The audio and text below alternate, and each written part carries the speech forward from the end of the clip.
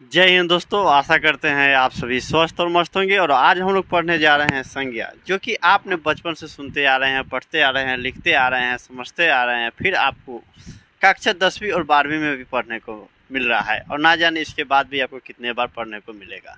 लेकिन हम लोग बार बार पढ़ते आए हैं, बार बार क्या सीखा क्या समझा उससे कोई मतलब नहीं भी जानते, कुछ नहीं जानते। संज्ञा खाली सुने भी हैं तो समझ लीजिए कि अभी के बाद आप संज्ञा किसी को पढ़ा भी सकते हैं, समझा भी सकते हैं।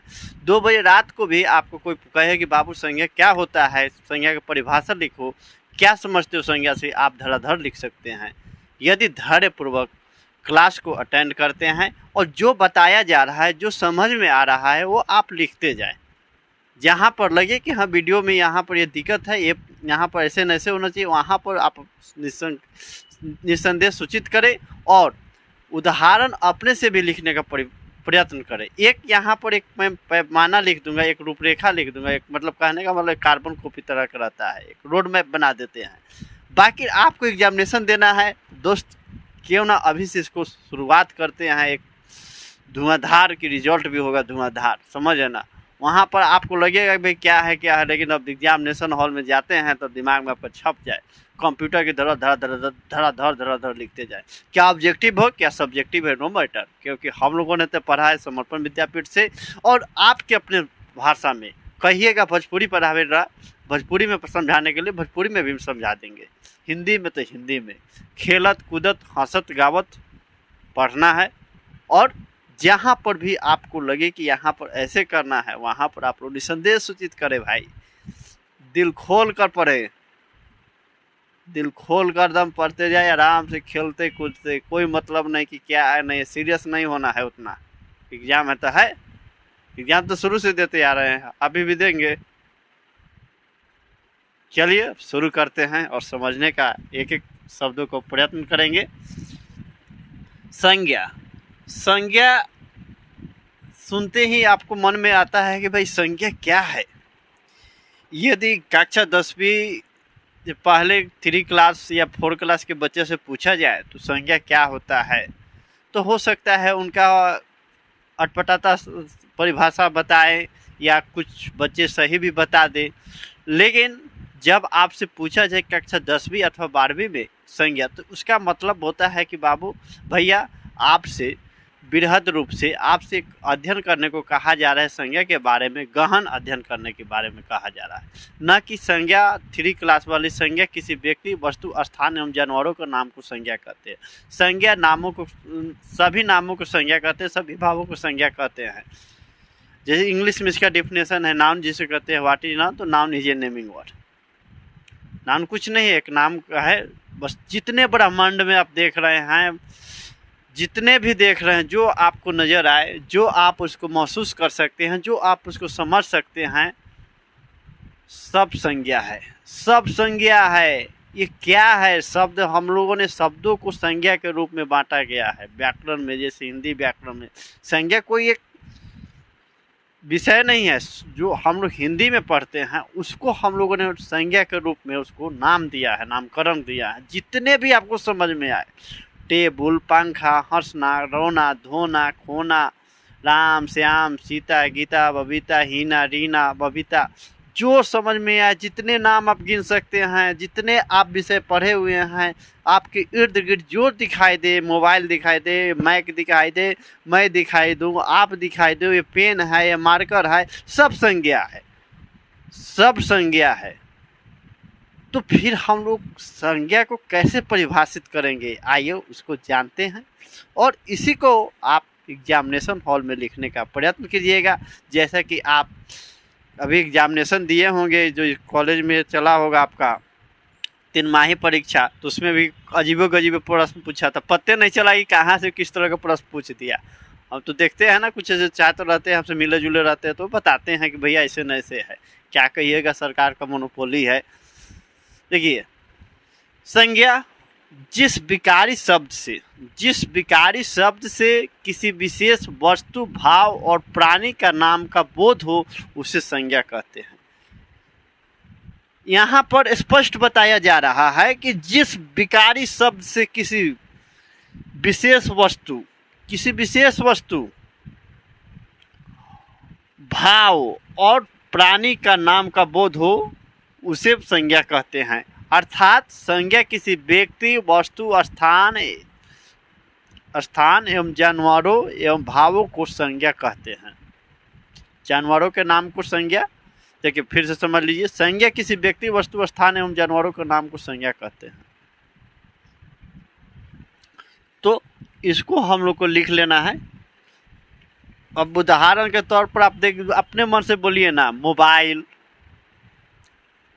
कैमरा हो गया, स्टैंड हो गए, राहुल, राकेश, पटना, छपरा, सीतामढ़ी, सुपौल, जो समझ में आए आप लिखते जाइए। शिक्षक, छात्र, ताजमहल, लाल किला, नेता, सोना, दाल इत्यादि, ये सब संज्ञा के उदाहरण है। एक आदि और इत्यादि में अंतर समझ लीजिएगा। जब उदाहरण 1 से 2 के बाद में बात किया जाए तब वहाँ पर आदि का प्रयोग करेंगे, लेकिन जब 2 से अधिक उदाहरण हो इस तरह का तो वहाँ पर हम लोग इत्यादि का प्रयोग करेंगे। ये समान इसमें अंतर है।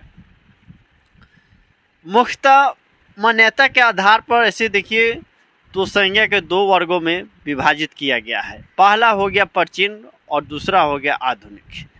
कहीं कहीं हो सकता है आप कक्षा 8वीं में या 9th में पढ़े होंगे कि संज्ञा के मुख्यतः 3 भेद होते हैं। वे आधुनिक मान्यता के आधार पर पढ़ते हैं। वो कक्षा आगे में भी आप कहीं एंट्रेंस एग्जाम दीजिएगा तो वहाँ पर जो प्रश्न आते हैं मुख्यतः 3 से ही पूछा जाता है। लेकिन हम लोग का जो पाठ्यक्रम है, कक्षा 10वीं हो अथवा 12वीं हो, बिहार बोर्ड का या अन्य किसी स्टेट बोर्ड का एग्जामिनेशन देखिएगा तो वहाँ पर अभी तक प्राचीन मान्यता के आधार पर ही अध्ययन किया जा रहा है। तो प्राचीन मान्यता के आधार पर संज्ञा के 5 भेद होते हैं। जातिवाचक संज्ञा, व्यक्तिवाचक संज्ञा, समूहवाचक संज्ञा, भाववाचक संज्ञा, द्रववाचक संज्ञा। जातिवाचक संज्ञा ये आपका आधुनिक में 3 का ही जिक्र किया गया है। आधुनिक में भैया देख लीजिए, जातिवाचक संज्ञा, व्यक्तिवाचक संज्ञा और भाववाचक संज्ञा। तो हम लोगों ने समझ गए कि संज्ञा किसी व्यक्ति, वस्तु, स्थान, भाव एवं जानवरों को नाम को संज्ञा कहते हैं। इसमें स्पष्ट है, रोना, सोना, राम, श्याम, सीता, गीता, बबीता, अपना, पराया, हंसी, खुशी, ये सब संज्ञा है। हंसी खुशी कौन संज्ञा हो गया? भाववाचक संज्ञा हो गया। अब इसको एक एक कर कर हम लोग सभी भागों को अध्ययन करेंगे और इसके बाद हम लोग ऑब्जेक्टिव क्वेश्चन भी देखेंगे, अगले क्लास में देखेंगे। तब तक इसको आप लोग लिखने का प्रयत्न कीजिएगा। और आप अभी तक सिलेबस नहीं जान रहे हैं तो आप लोग समर्पण विद्यापीठ का जो टेलीग्राम चैनल है, टेलीग्राम समर्पण विद्यापीठ, उससे आप जुड़ जाइए। इसका लिंक हम डिस्क्रिप्शन में प्रोवाइड कर दे रहा हूँ, जिससे कि आपको आसानी हो खोजने में और समझने में। इसको आप लोग लिखते जाइएगा, स्क्रीनशॉट ले ले या बाद में लिखिएगा।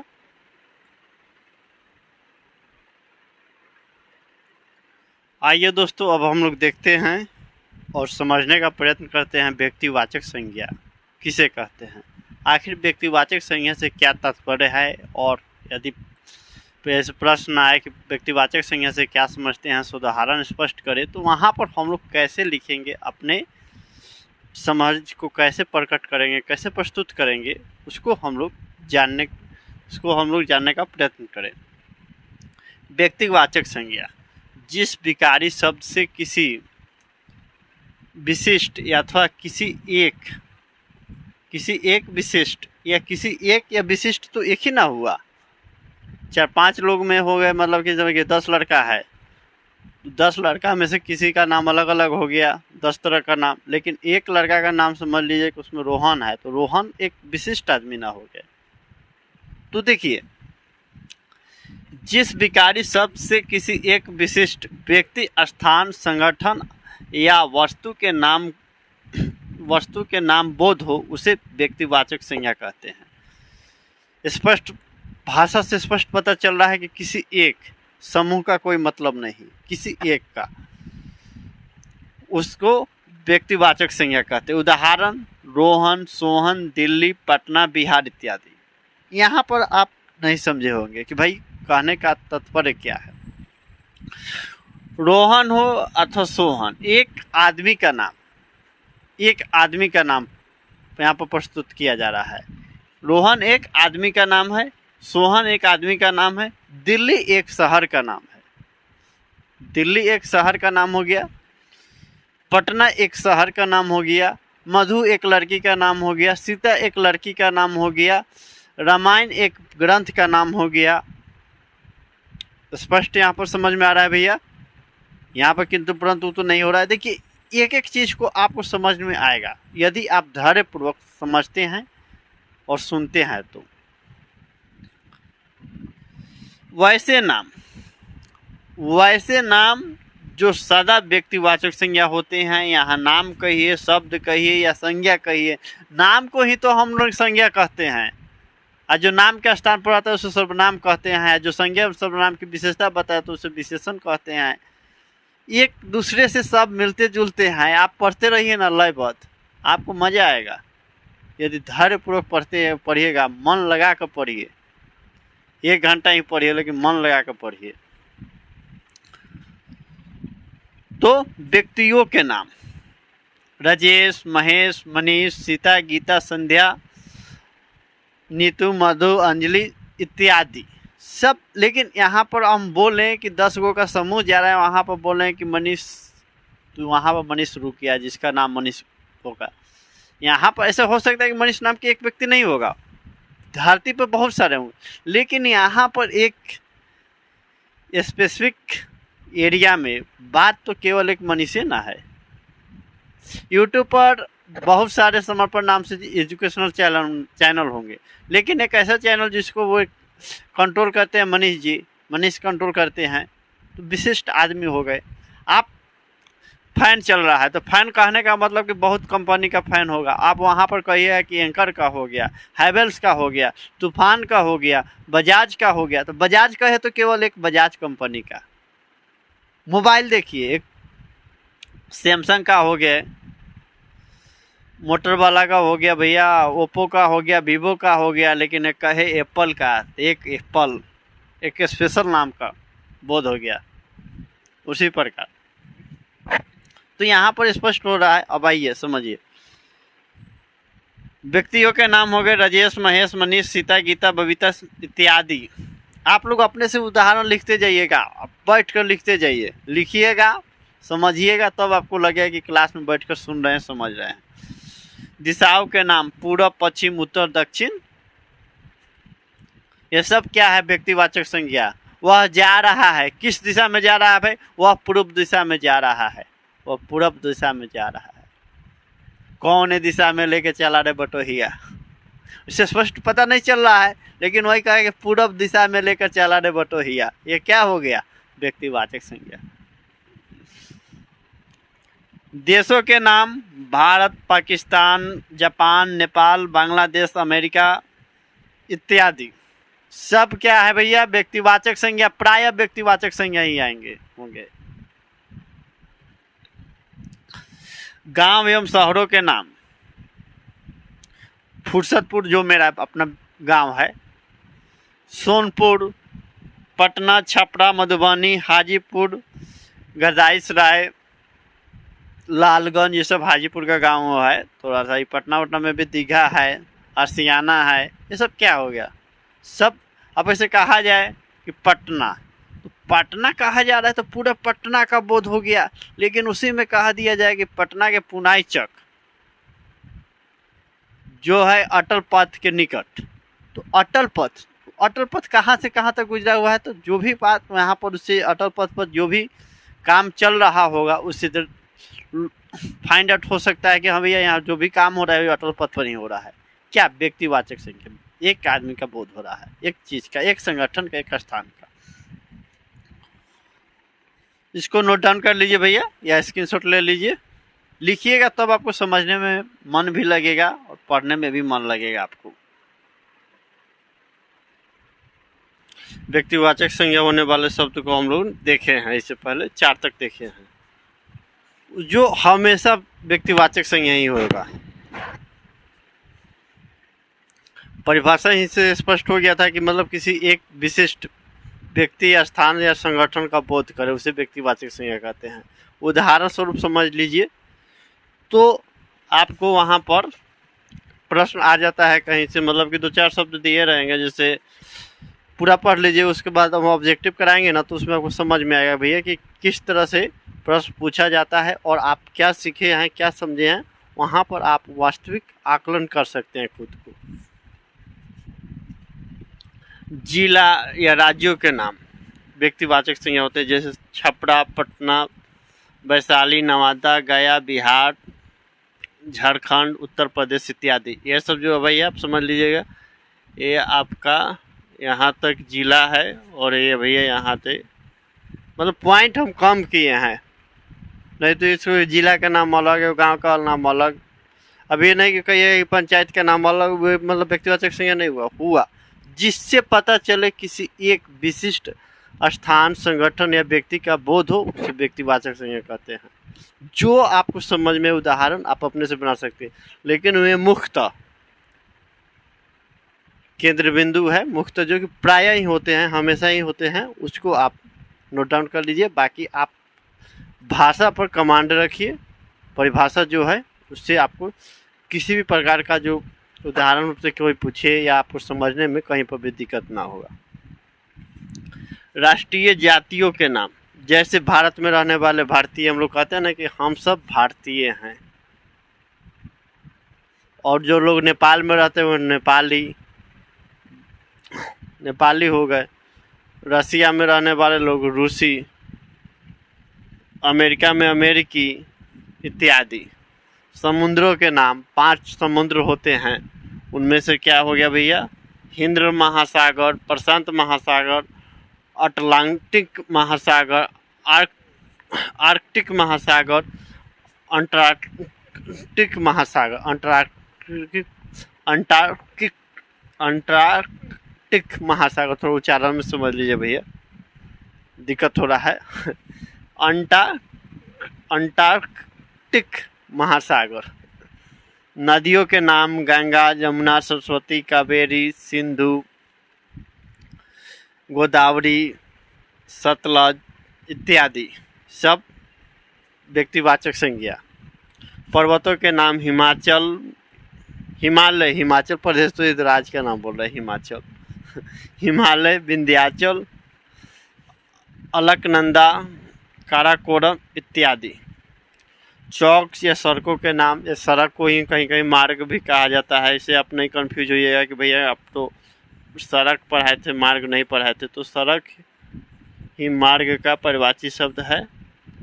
आप परिभाषी शब्द पढ़िएगा तो आपको समझ में आएगा। यदि आप पहले से जान रहे हो तो ठीक है, नहीं तो इसका भी एक सीरीज बता दिया जाएगा। वैसे पहले से कंटेंट अपलोडेड है, उसमें सब देखना चाह रहे हो तो देख सकते हैं जैसे समय मिले। बाकी मैं तो पुनः शुरू से ही कराना है ओवरऑल, तो कोई किंतु परंतु नहीं। गांधी चौक, राजेंद्र चौक, अशोक राजपथ, अटल पथ, विवेकानंद मार्ग, अन्य मार्ग इत्यादि मार्ग।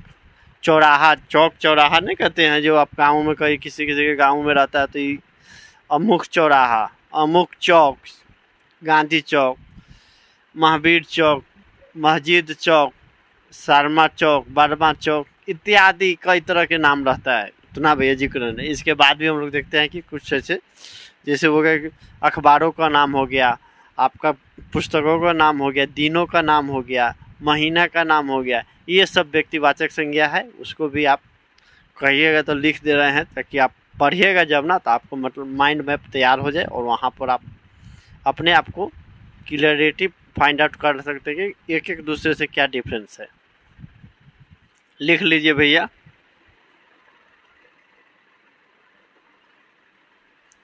देखिए भैया, आप लोग को भैया बोलते हैं, आप लोग भी कहिए खाली भैया पर ध्यान देते रहते। कोई नहीं, बॉयज और गर्ल्स दोनों ही पढ़ रहे हैं, जो भी कंटेंट देख रहे हैं, ऐसा बात नहीं है। एक दूसरे से अटैचमेंट बनाने के लिए थोड़ा सा क्लास को कनेक्टिविटी को मेंटेन करने के लिए थोड़ा हमको बोलना पड़ता है। आइए जो व्यक्तिवाचक संज्ञा होते हैं, पुस्तक तथा समाचार पत्रों के नाम। यहाँ ग्रंथ भी आप लिख सकते हैं, ग्रंथ हो गया, ग्रंथ हो गए। और ये क्या कर सकते हैं, वेद इस लिख सकते हैं, लेकिन हम पुस्तक के नाम लिखे हैं।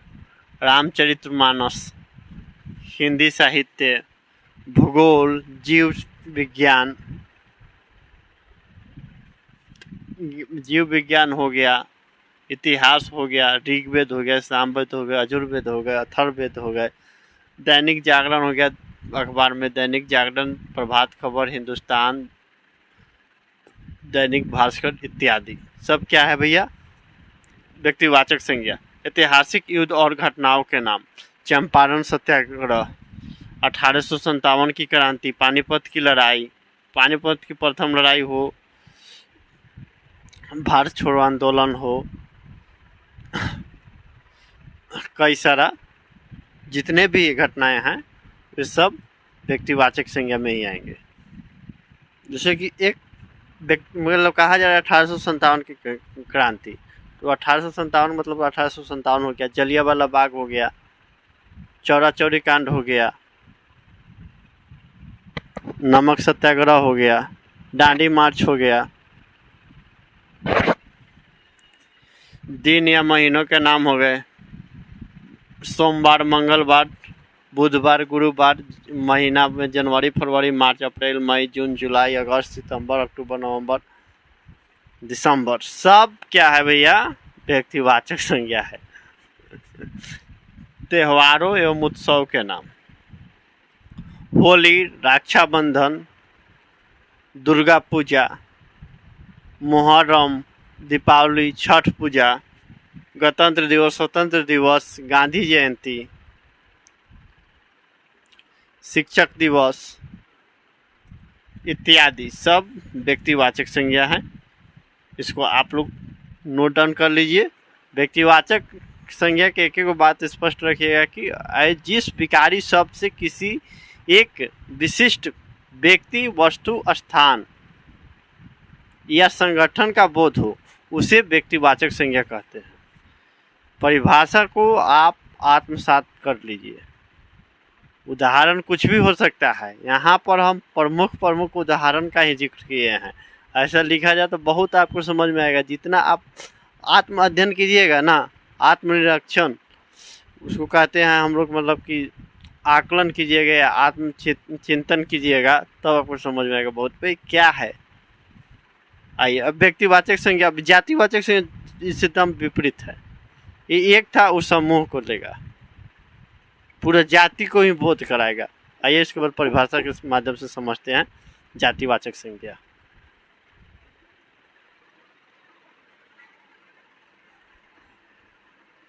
आइए दोस्तों आप देखते हैं जातिवाचक संज्ञा। इससे पूर्व हम लोगों ने पढ़ा भैया व्यक्तिवाचक संज्ञा। उसमें था कि केवल एक व्यक्ति, स्थान एवं संगठन का बोध होता था, लेकिन उसके विपरीत है ये पूरा समूचा संपूर्ण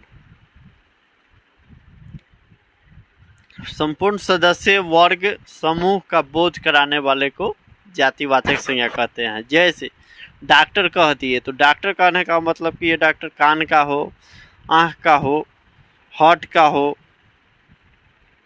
इत्यादि इत्यादि। गाय का भी हो सकता है डॉक्टर, गाय का भी डॉक्टर होता है ना, आदमी का होता है, बकरी का होता है डॉक्टर, ये भी डॉक्टर हो गया। मास्टर हिंदी का हो गया, शिक्षक हिंदी का हो सकता है, अंग्रेजी का हो सकता है, भूगोल का हो सकता है, बायोलॉजी का हो सकता है, एंड सो ऑन। गायक हो सकता है भैया, हिंदी का गायक हो, अच्छा हो, भोजपुरी, मगही, हरियाणी गाना मतलब गायक कहने का मतलब पूरा गायक का बोध हो गया। नर्तकी पूरा नर्तक की समूह का बोध हो गया। आइए देखते हैं जातिवाचक संज्ञा। जिस विकारी शब्द से पूरे वर्ग, समूह या जाति के सदस्यों का बोध हो उसे जातिवाचक संज्ञा कहते हैं। जैसे यहाँ पर यही हमको ध्यान देना है कि पूरे, यहाँ पर इसको संपूर्ण भी कर सकते हैं, समूचा भी लिख सकते हैं। पूरे वर्ग, समूह या जाति के सदस्यों का बोध हो उसे जातिवाचक संज्ञा कहते हैं। जैसे मनुष्य, मनुष्य कहने का मतलब हो गया पूरे मानव जाति के लिए। पेड़, पूरे तरह का पेड़ जितने भी पाए जाते हैं ब्रह्मांड में, पूरे तरह का पेड़। ये नहीं ना कहा था कि नारियल का पेड़, सेब का पेड़, आम का पेड़, लीची का पेड़, नहीं ना कहा। यही आम का पेड़ कहा जाता तो व्यक्तिवाचक संज्ञा कहा जाए, खाली पेड़ बोला तो जातिवाचक संज्ञा होगी। देख रहे हैं ना विनोद। शिक्षक, शहर, शहर भैया कौन शहर? बंगाल वाला शहर की, उत्तर प्रदेश वाला शहर की, पटना शहर की, छपरा शहर, ये कह देता है कि छपरा शहर। तो ये हो गया भैया व्यक्तिवाचक संज्ञा। घर, सभी के लिए घर, ये कह देता है कि शर्मा जी का घर, वर्मा जी का घर, यादव जी का घर, मिस्टर जी का घर, एंड सो ऑन। तो ये व्यक्तिवाचक हो गया। खाली घर बोल देता केकरो घर हो जाएगा, ये जातिवाचक संज्ञा इत्यादि। आप देखिएगा भाई, इसे पूर्व मैं बार पढ़ा दिया हूँ, लेकिन मुझे लगा कि मैंने इसको एक बार फिर से पढ़ाया जाए, नए सिरे से शुरुआत किया जाए, और खेलते खेलते पढ़ना है, इसलिए हम बना रहे हैं कंटेंट। अदरवाइज हम अपलोड कर दिए हैं और आप लोगों को भी कह देते कि उसमें से देखना तो देख लीजिए, ना तो हम चलते हैं, आप भी कुछ नहीं बोलिएगा, लेकिन हमको ही ना मनवाना लगे। देखिए, जाति, सादा जातिवाचक संज्ञा होने वाला संबंधियों, व्यवसाय या पदों और कार्यों के नाम। भाई, भाई हो गया भाई, तो किसी का भी भाई हो सकता है। बहन, किसी का भी बहन हो सकता है। ये नहीं ना कहा कि रोहन की बहन, रिंकी की बहन, पिंकी की बहन, ये तो नहीं ना बोला। मंत्री, कौन मंत्री? वित्त मंत्री, शिक्षा मंत्री, गृह मंत्री, कोई मंत्री नहीं, लगे गृह मंत्री बोल दिया तो समझ लेना व्यक्तिवाचक संज्ञा हो जाता। डॉक्टर, डॉक्टर पहले ही बोल दिए हैं। अभियंता, इंजीनियर, नेता, चोर, ठग, ये सब लोग क्या है, जातिवाचक संज्ञा आते हैं। जैसे बोला जाता है कि यादव टोला, यादव जी, तो यादव बोल दिया तो भैया, तो ऐसे कि धर्म, यहाँ पर किसी भी जाति, धर्म या मजहब को प्राथमिकता नहीं दे रहे हैं। इस बात को आप लोग गांठ बांध लीजिएगा भैया। और हम समझाने का प्रयत्न कर रहा हूँ। यादव बोल दिया गया तो जितने भी यादव पाए जाते हैं धरती पे, सभी का बोध हो गया। ये बोल दिया जाए कि वो लालू यादव, तो बिहार का जो राजद प्रमुख है वे लालू यादव हो जाएंगे। नीतीश कुमार, तो नीतीश कुमार कोई होगा, उससे कोई मतलब थोड़ी है। यही नीतीश कुमार मुख्यमंत्री, डायरेक्ट कहाँ हिट किया? बिहार के मुख्यमंत्री नीतीश कुमार पर, वे हो जाएंगे। पशु पक्षियों के नाम, हाथी, घोड़ा, गाय, शेर, कौवा, तोता, मैना इत्यादि सब जातिवाचक संज्ञा। खाली हाथी बोल दिए तो छोटका हाथी, बड़का हाथी, जंगली हाथी, घरेलू हाथी, सब हाथी है ना हुआ। घोड़ा, कई तरह के घोड़ा पाए जाते हैं, पूरा प्रजाति का बोध हो गया। वस्तुओं के नाम, घड़ी, सोनाटा का है कि टाइटन का है, कोई मतलब नहीं है। कि अजंता का है, कि स्मार्ट वॉच है, कि फेकू वॉच है। घर एथी वाला क्या बोलते हैं, कौन सा घड़ी गई, घड़ी टेबल घड़ी, जैसे टेबल घड़ी है, ये टेबल घड़ी है, ये टेबल घड़ी हो गया। दीवाल घड़ी हो सकता है, कई तरह का घड़ी हो सकता है। ये सब क्या है? ये घड़ी खाली बोल दिया गया, घड़ी। तो ये भैया हो गया आपका व्यक्तिवाचक संज्ञा, जातिवाचक संज्ञा। खाली घड़ी बोला गया है, इसी को बोल देंगे टेबल घड़ी, तो ये हो जाएगा भैया व्यक्तिवाचक संज्ञा। देख रहे हैं ना घड़ी।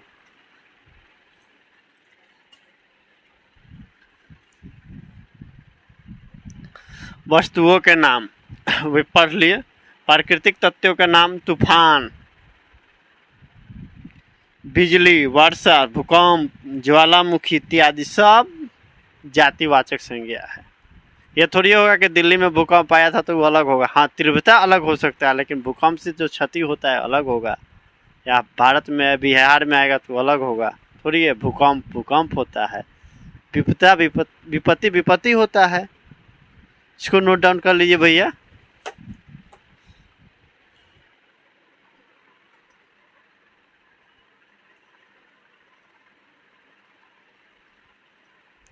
देखिए भैया, समूहवाचक संज्ञा।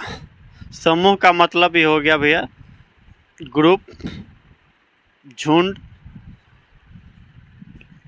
जैसे एक परिभाषा के माध्यम से समझते, जैसे हम लोग जातिवाचक संज्ञा समझे है ना, उसी प्रकार इसको समझा जाएगा। लेकिन यहाँ पर थोड़ा सा अंतर है।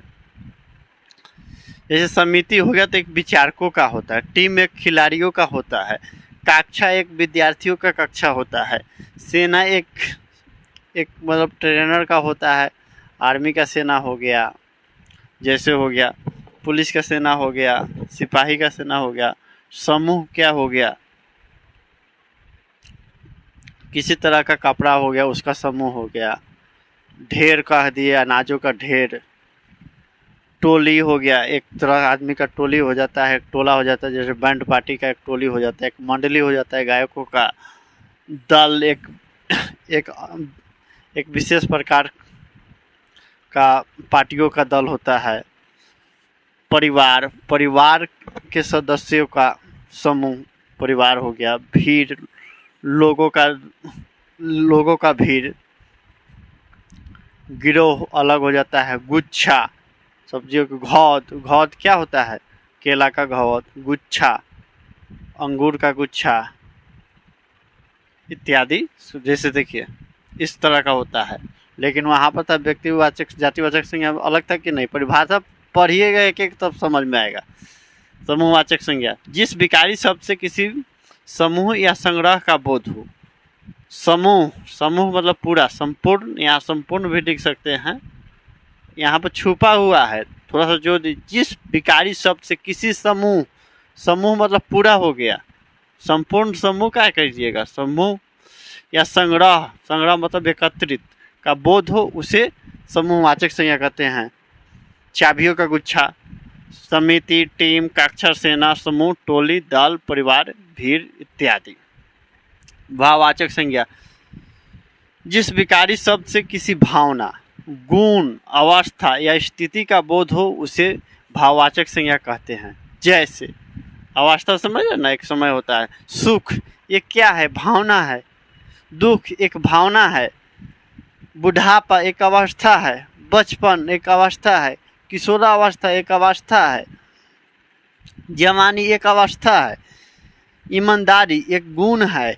चोरी एक गुण है इत्यादि।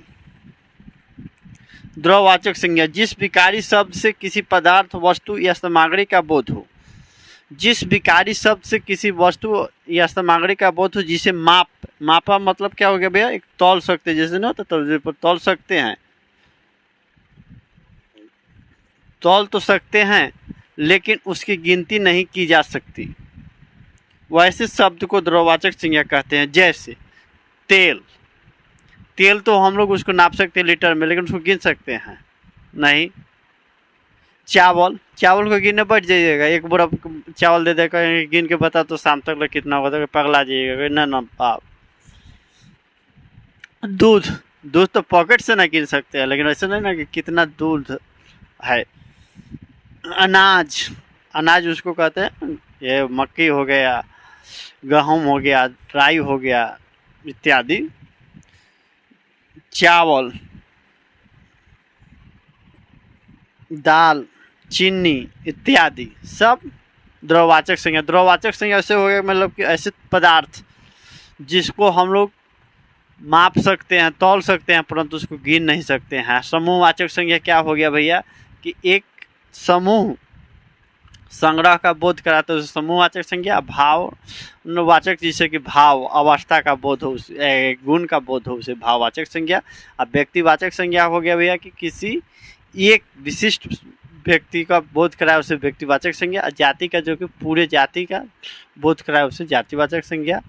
और इससे संबंधित आप अपने से प्रश्न बनाने का प्रयत्न कीजिएगा, अपने से प्रश्न लिखिएगा कि संज्ञा किसे कहते हैं, उदाहरण स्पष्ट कर दे। जातिवाचक संज्ञा और भाववाचक संज्ञा में क्या अंतर है, उदाहरण स्पष्ट करें। इस तरह का लिख सकते हैं। द्रववाचक संज्ञा और भाववाचक संज्ञा में क्या अंतर है, अपने से प्रश्न बनाइए और लिखिए, नहीं तो आगे वाला में प्रैक्टिस हम लोग का चलेगा, उसमें आपको बता देंगे। ऑब्जेक्टिव और सब्जेक्टिव क्वेश्चन दोनों रहेगा। ठीक है, तो मिलते हैं अगले क्लास में, तब तक मुझे याद दीजिए। जय हिंद, जय भारत।